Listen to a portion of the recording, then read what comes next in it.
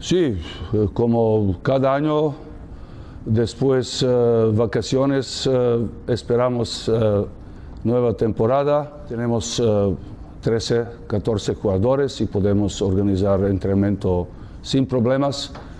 Para mí es también importante que tenemos 5 jugadores de equipo B, jugadores que último año trabajando mucho, jugando mucho y se ha mejorado. Ahora tenemos más o menos 2 o 3 jugadores que pueden entrenar y jugar baloncesto profesional sin duda, sin problemas. Y esto es que también para mí como entrenador es importante a ver dónde son en el momento, dónde están en el momento, pueden ayudar equipo, pueden mejorar.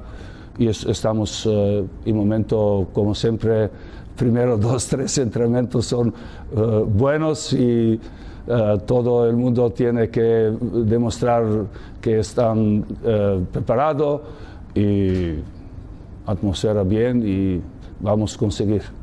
Tenemos una ventaja que tenemos una continuidad con nuevos jugadores que más o menos jugando últimos 2 años o último año, y esto es nuestra primera calidad, esta continuidad.